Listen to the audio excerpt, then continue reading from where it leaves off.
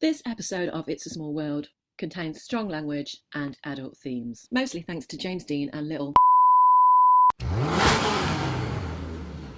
Hello and welcome back to It's a Small World, the podcast where we explore the strange, the cultural and the psychological, the ideas that sit somewhere between science and belief. I'm Tanya. And I'm Mitch. And today we're talking about something that has existed in almost every human culture: curses. From ancient hexes and voodoo rituals to family bad luck that seems to follow generations, humans have always believed misfortune might not just be random. But are curses real, or are they something else entirely? Stories we tell ourselves to make sense of the world. Evolutionary biologist Stephen Jay Gould once said, "Humans are primates that tell stories, and sometimes the stories we tell are powerful enough to shape what we believe is real." So, what is a curse? So a curse then is traditionally believed to be a spoken, written or ritual act intended to bring misfortune to someone. And they've appeared across almost every culture: ancient Roman curse tablets, African spiritual traditions, Caribbean voodoo, witchcraft folklore, South Asian traditions, and they're often linked to revenge or justice. If someone wrongs you, you curse them. Now, do you think that curses originally come from a belief in magic, or do you think it is just humans wanting revenge or justice? I believe that they are done out of vengeance, okay, and I believe we've been brought up with them. I think that our faiths being brought up have a bit of a to do with it, because the old Bible kind of like does a few things, and the fairy tales we've been brought up with, with the Grimm brothers and all the rest of it. Do you know, I was thinking about that, because even from like a very early age, we have these story tales, like, is it Sleeping Beauty, where she'll break up the poison apple or whatever it is in Snow White, Beauty and the Beast, where so we the Frog Prince, yes, so we all been cursed. Learn about them from a very early age, don't we? Absolutely. So absolutely, we're raised with them, and therefore kind of like they kind of sneak into our psyche, don't we? Just kind of accept them.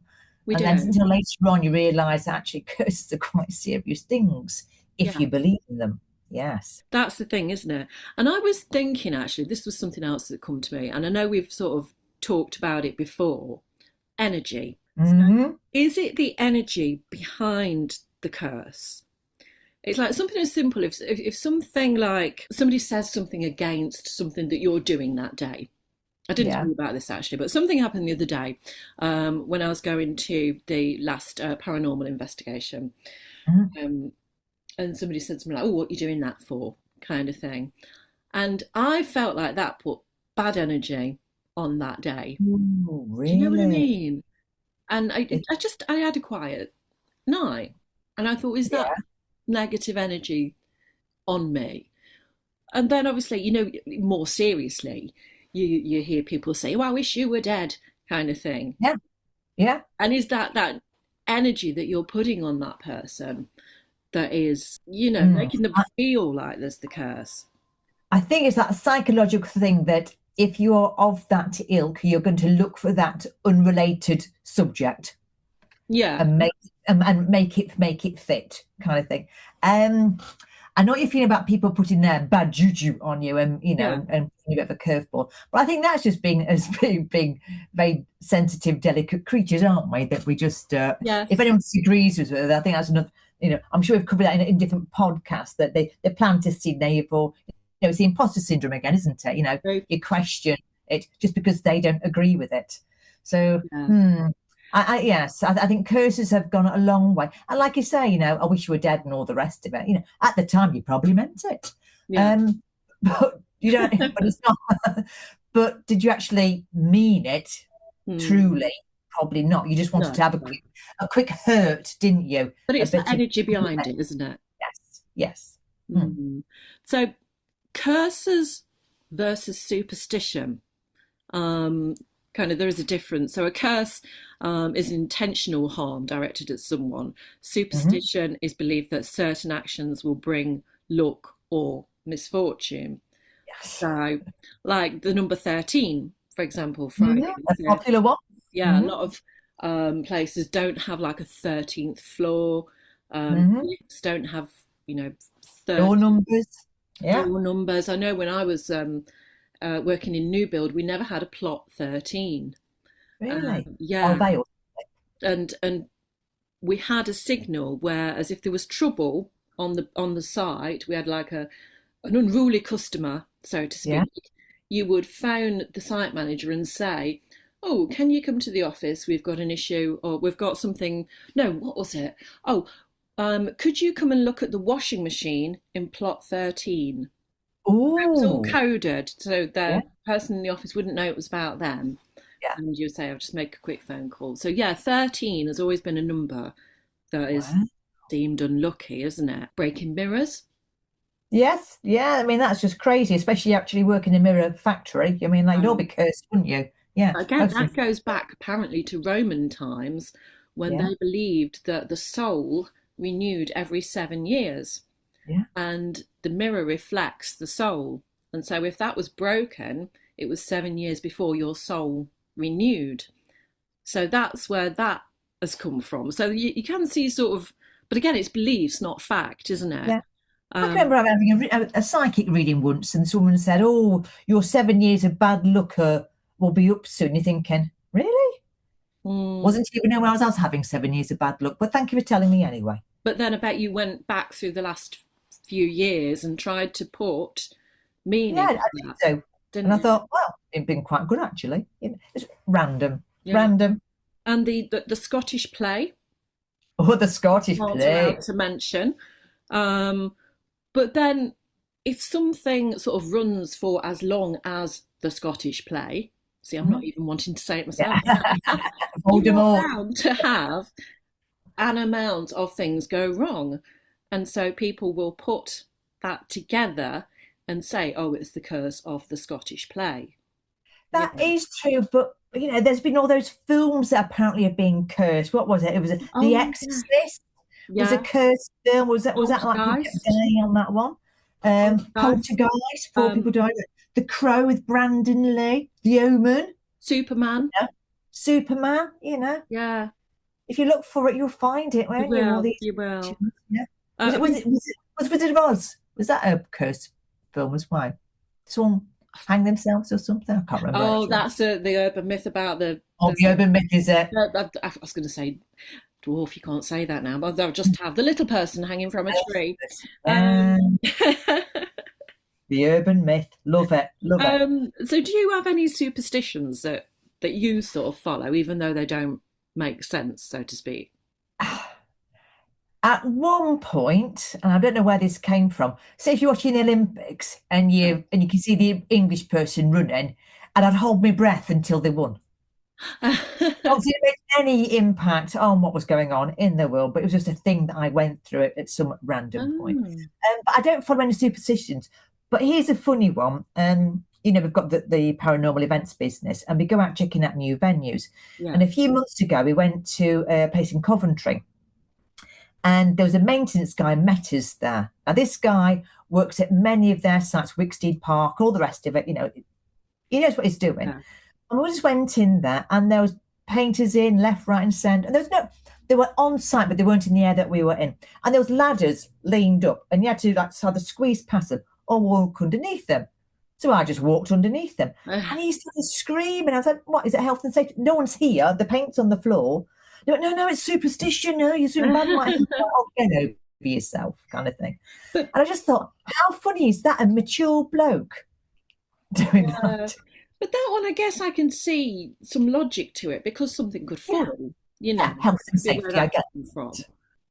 But interestingly enough, talking about paranormal investigations, I just remembered something actually. I was working at an event and I was like assistant to a guy and he'd created some kind of device for anaesthetists. Okay.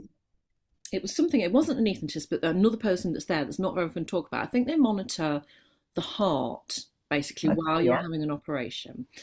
And after one of the days working with him at this conference, he was like, "Oh, what are your plans for this evening?" I said, "Oh, I'm working on a paranormal investigation. I do that." And we'd already talked about the fact I'd had cancer, and he turned around and said to me, "You'll probably find that's why you got cancer." What?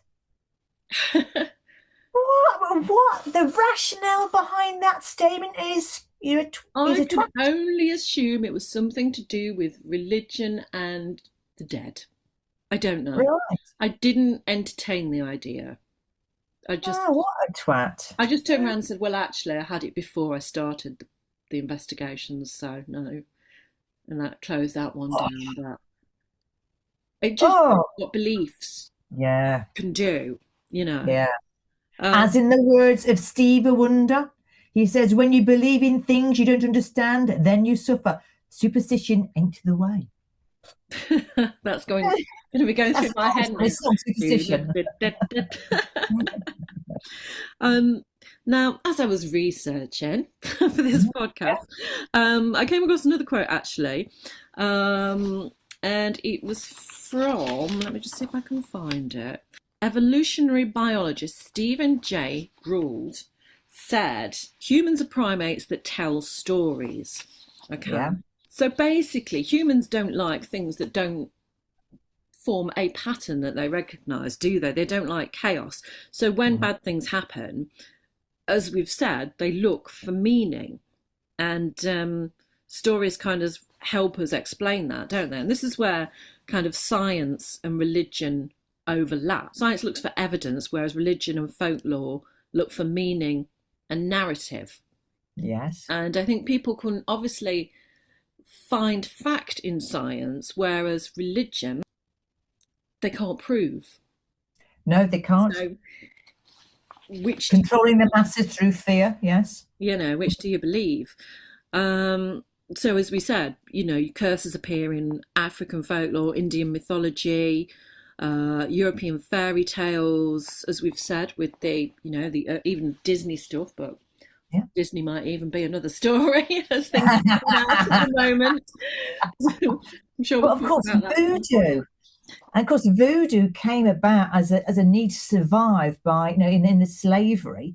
They weren't allowed to acknowledge their own faith. So they had to, Catholicism was forced upon them. So they had to kind of use that. And they changed some of the Catholic spirit names into as pseudonyms for their own spirit beliefs. So they've had to merge it in between the two. But it was just there. It was created as a method to survive, knowing that as and when we die in this slave situation, our loved ones who have also died will be, you know, reunited with them. And that's why it was created. And it was more to do with support and community. But of course, Hollywood have done the whole boom thing on it. And it's now black art and all that. And I'm sure it has gone down that route because the whole possession side of it, that's part of their African culture. But then again, I'm sure some of these churches who like to do the whole get a bit carried away at the end of their services can be a little bit taken over as well. So I think voodoo is definitely up there with the curses, but I think it's been possibly misrepresented a little bit to start off with. Because I mean, you can quite easily, you know, you see on little market stalls those little voodoo dolls things you can buy. Yeah. Which is worrying if you can, if they're real. You know. You could walk downtown, or got your hairdresser, she's doing your hair. Yeah. She's sweeping up after you, get some of your hair, ties it into a voodoo doll, a few pins in. You know, she could take you out. If you believe.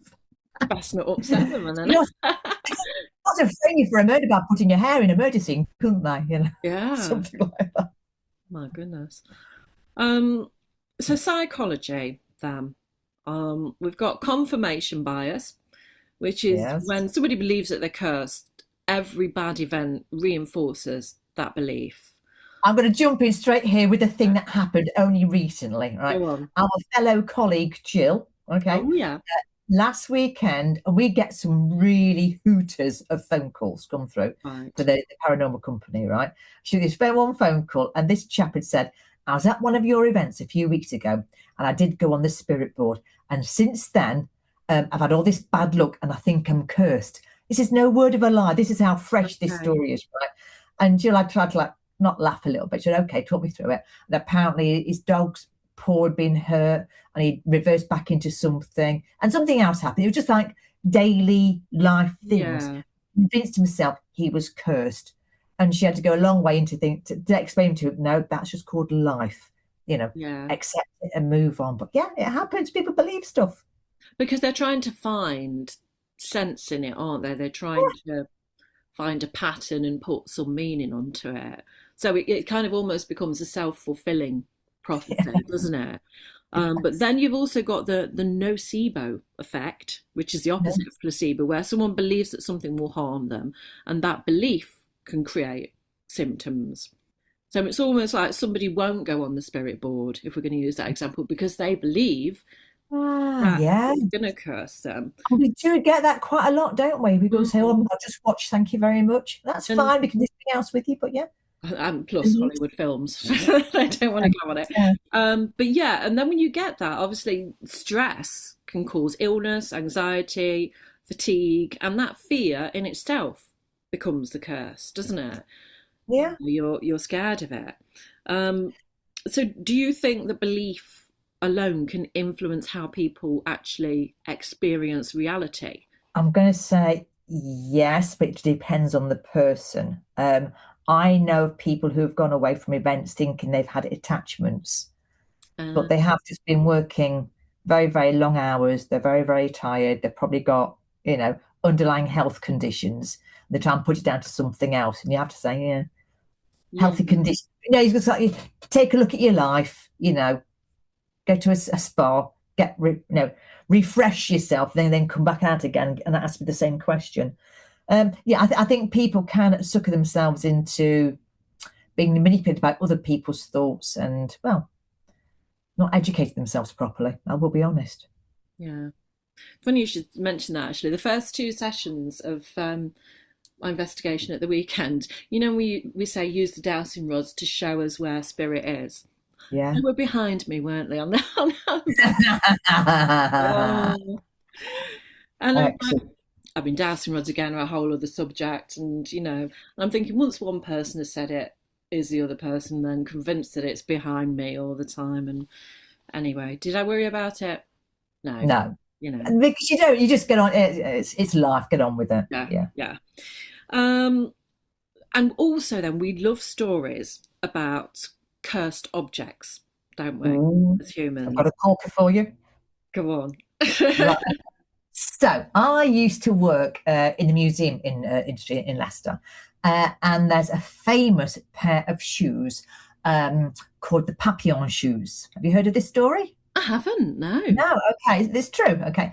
And the story goes, they're from a house in Lebanon, and it was allegedly there was this gentleman. He actually was referred to as Old Pap. And he actually had a Spanish mistress, and he kept her in the house, and something happened and he wouldn't allow her to leave. And she used to walk along the parapets at the top of the house, and she had these she was quite a petite thing, tiny little shoes they were, and she should draw around them on the roof, and it's all a bit, and there's evidence up there. And then when she passed away, she cursed the house, and she loved these shoes. And it was thought that if her shoes were ever left the house, whoever took them, they would be cursed. And there was a series of incidents where people were clearing out the house, and as they were going down the carriageway to leave the property, the carriageway would topple over, or whoever was carrying them would fall down and have a heart attack. Random stuff, right? And they were just left there. And I think they might even been putting it in a box above the fireplace or something at some point. And then during the war, the Americans moved in, the GIs, and they thought it'd be a bit of a giggle to take these cursed shoes and take them back to the USA with them. And they did make it in their Jeep down the carriageway onto the main road, where it toppled over and they were killed. Okay. And so these shoes were then donated to Leicestershire museums. And my friend, Philip Warren, who was a curator called Philip with the Frocks, he looked after all the costumes. He had to go and pick up these shoes, okay? Oh, God. So, to put them into storage. So he had to go, and I can't remember what happened. There's a guy called Adi who was like he went across all the different sites picking up stuff and moving stuff around. And he went to go and collect the shoes with AD and brought them back to Barrow. But somehow it's got into urban myth, if you ever Googled this, that the person who collected them was dazed and confused for several hours and didn't know where they were. It's like, now AD knew where he was going. He went to go and pick the things up and came back again.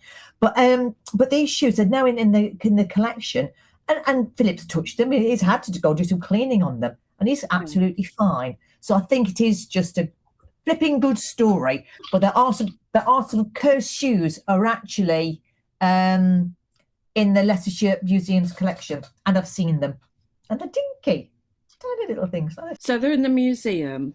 I mean, when you actually like, they're in the storage. You can't see. You can see them if you're studying them or put it in a special request, but they're not on public display.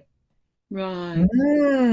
When you got to the bit about walking around the roof, and I thought that was where it was going, but what about then? This is another local one. The ship in the trip to Jerusalem that can't be dusted because everybody that dusts it, tragedy befalls them. It's a good story, but they've also got the pregnancy chair as well, haven't they? True. Yeah.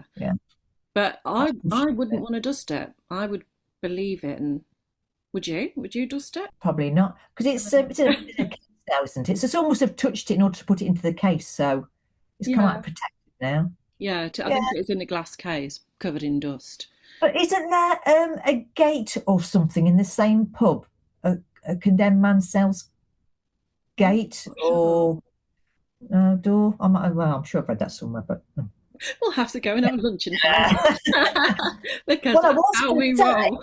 Because there is that Museum of Curiosities, isn't there? And they've got a load of cursed stuff, which might be worth a bit of a road trip to go and have a bit of a chat with them about that. So a Dybbuk box then. Would you open a Dybbuk box? Flipping wouldn't. No. That's just madness.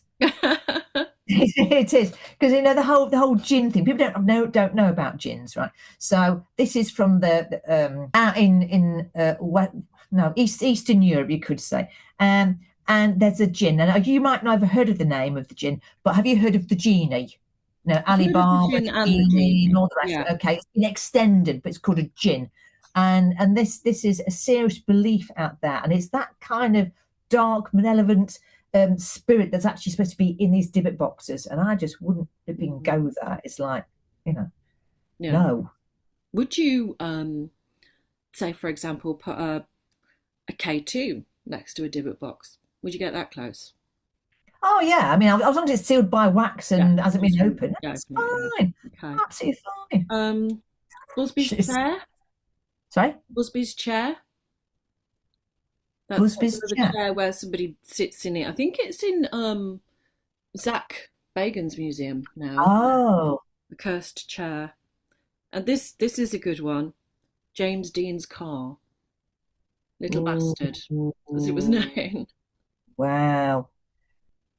I probably would actually, because that's got a different kind of iconic association. But you probably wouldn't be allowed to sit in anyway, would you? Well, I think it's in bit. Well, I think it has been reconstructed, but I think a lot of the story goes that it was dismantled or parts were taken off it, and people that had those parts in their cars also had bad luck and accidents and things. Yeah.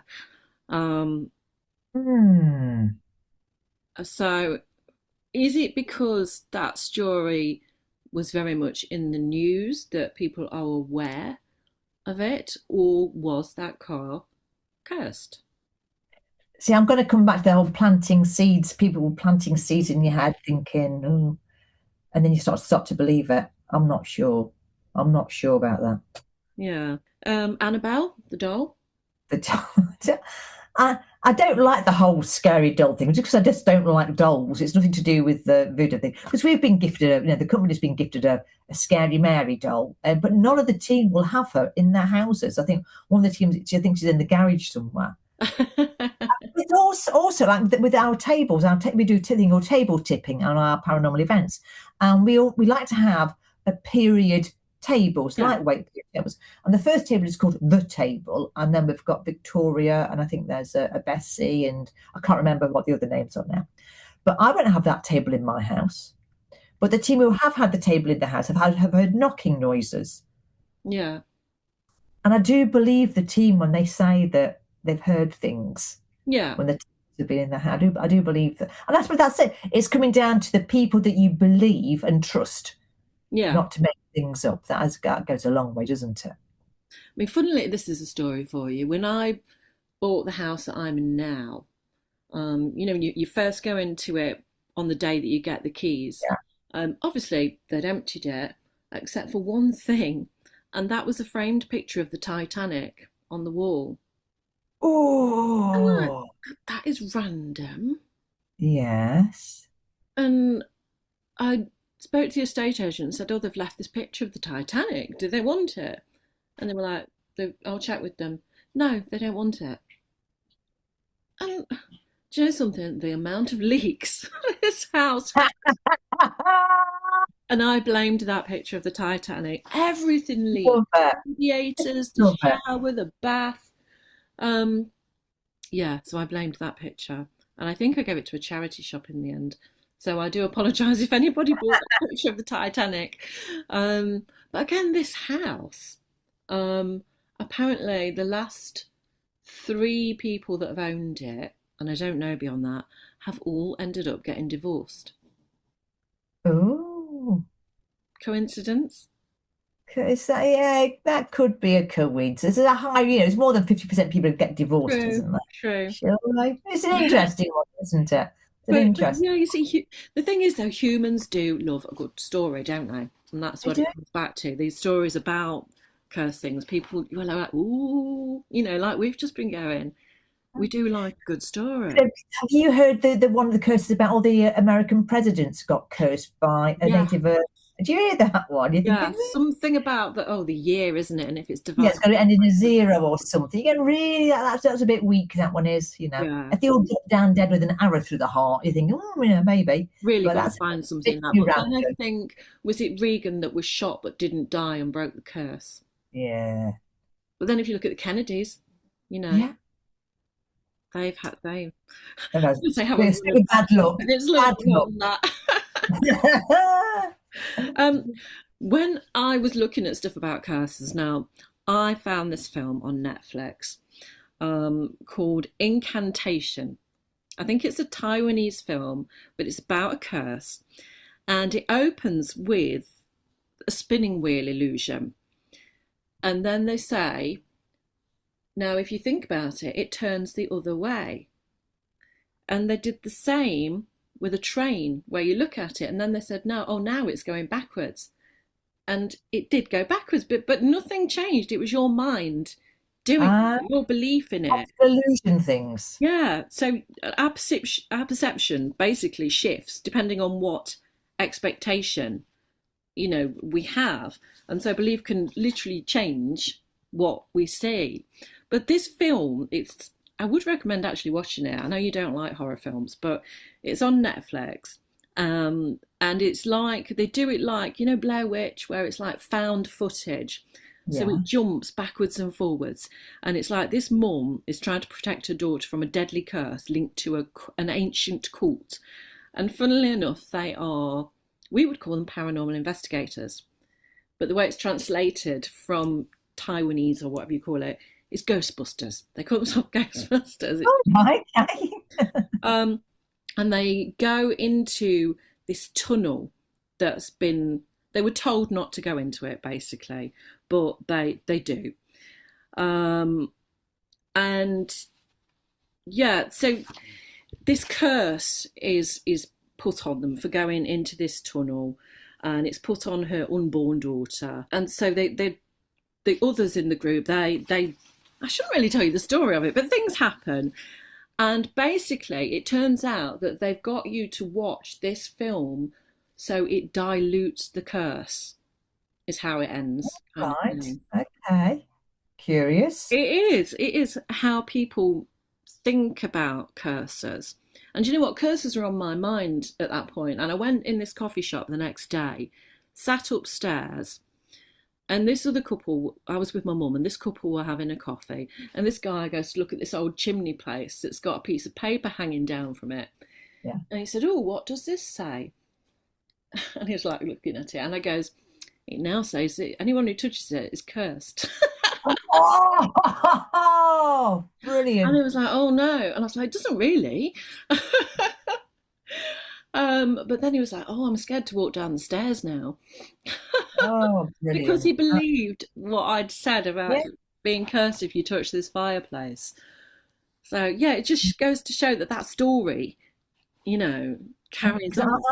I can remember as a young teenager, you used to get these like Bunty books. Can you remember that magazine? Yes. Paperback things, and there was one story that stuck with my head, and it was a girl went on a school trip to a church, or no, to a castle or something, and they were going around, and there was these famous handprints in the wall of a witch had gone and put them there, and this cocky girl went up there and put her hands in the same place as these witches' hands went, and then she was cursed, and that stuck with me all these years. Bunty. Even going around castles, I wouldn't touch that, and that's good old Bunty. Here's one for you. Have you ever said something in jest and it's actually come out true? I was walking, not this dog, Betty, walking around the track, and she normally ignores all bikes that go past. And there must have been about 8 lads, they're probably about, I don't know, young teens, going past on the bikes, slowly going past, absolutely fine. And we kind of like just continued walking, and they said, oh, thanks, Dad, thanks.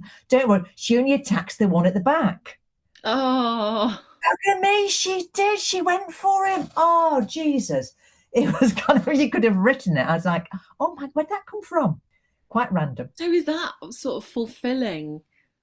Or is it just a thing that she has to attack the one at the back? I don't know. She's never done it before. Right, it was too late to run after a bike. It was just, oh my goodness, can you believe that? Anyway, things that in jest. But here's one for you then. When you were at school, did you ever experience chain letters? Oh, God, I remember those now, yeah. And if you don't pass it on. Yeah. We had major problems at our school with those, really, and they're just like constantly going around. And then one day, I wasn't particularly fussed about it. I didn't really get many, which I was quite pleased about. And then one day, it wasn't my teacher, but there was a Mr. Burns, and he was a bit geeky. And I can remember him going past him, and he was talking to some kids at the playground, and they were saying about, right, okay, if you're getting these letters, just give them to me, and I'll destroy them. Yeah. Anyway, so the next day I saw him at school, and he was still alive. I thought, maybe there's something in this. So then when the letters started kicking off again, I said, give me then, in front of your peers in the group who you feel, picked on and bullied. And they held out the letters, I grabbed them, and I just ripped them up and just threw them in the air and walked off. And after that, I got this cult status of being, she killed the curse. It didn't last very long, but I didn't die. And I think after that point, everyone realised, if Michelle Smith can do that, then they're not real, are they? So it had a massive effect on people's... Yeah. And then it went to email, didn't it? You used to get emails and said, if you don't forward this email, you will... or if you forward this to show, you will get good luck by the same person. We had those as well. And it's like sporting things, isn't it? People have to, they'll have to wear the same underpants or the same socks or something. Yeah. And was it, I think it was Liverpool or Anfield, something like the Anfield ground, sorry. Bruce Grobbler, don't know if you've heard this story. Do you remember Bruce Grobbler? And apparently there was this thing where if somebody urinated on all 4 sides of the goalposts, it would break the curse against the team, and they would win the cup. I don't know where it came from. I don't know what nationality he is, actually. It must be something. It was something to do with his nationality and beliefs. And so Bruce Grobbler weed on the goal. Really? Yeah, and it did work. They went on to win that year. So, I'm not going to start weeing. No. But it's I mean, I'm going to go back to Harry Potter when Ron Weasley's getting really nervous about playing not football, whatever the game is on the broomsticks, Quidditch, and then he thinks that they've gone and put a lucky potion into his drink, and he just goes out there and he plays magnificently. And it turns out he hadn't put the lucky potion in, but they wanted him to think he had the lucky potion, so he kind of manned up and the placebo effect, then, isn't it? Like the placebo effect, exactly. That's another podcast. So we are running out of time again. Well, I've got a question for you about the whole, hex thing. Have you ever thought about throwing a hex at someone? Obviously. Okay. And I'm going to give you a scenario, right? Because it has gone through my head on many occasions. I've never done it, but so imagine you're out and about, and there's a group of yous, and they just give you a bit of grief or whatever. And if you said something like, I hex you or I curse you, and on your 18th birthday, is going to happen to you. I don't know, make it a good story. And then just walk away and like flick your hand in like a magical kind of way. Yeah. And just wonder if that actually would stick with them and kind of like scare the hell out of them. They would be looking for reasons, wouldn't they? Yeah. Yeah. But then would you get reported to the police for something? I don't think you can you? Something like that. It's just words, isn't it? It would be an interesting research project, but you have to keep your eye on it. Yeah. Momentum on spotted shed. I think we've all sort of felt like karma. You want karma to return and, they get what they've given kind of thing. Yeah. Like when somebody dumps you, you think, well, I hope that all goes wrong for you. Good old and when it does, you're like, he. But then it's these old backhanded comments, and if you told someone to off kind of thing, is that a curse? That's what I mean. It's the energy behind it, isn't it? Yeah, the intention. Yeah. So in a way, it is a mild curse. Well, have we been cursing all this time? For all our years. I've been cursed since I was born, I think. So we better wind it up. But so to summarise, maybe curses aren't supernatural or whatever. Maybe they are stories that humans have created to explain misfortune and chaos. But sometimes those stories contain fragments of truth about psychology, about belief, and maybe even biology. Because that brings us on to next week's topic, which is epigenetic curses. Epigenetic? What are they? Curses. It's whether trauma can be passed down through generations. And apparently this is a thing. So could what once felt like a curse actually be in our biology? Oh, that's big, isn't it? That's a good subject, isn't it? There was too much to do in this one show, so yeah. Yes. That's going to be a curious one to look at. That is going to be a curious one. So make sure you listen to next week's podcast. Hit that subscribe button, give us a like, and we will see you next week on It's a Small World. And remember, do you want to do it? I wrote it down somewhere. Help me. I have to say it. It's sometimes the world is smaller and stranger than we think. It certainly is.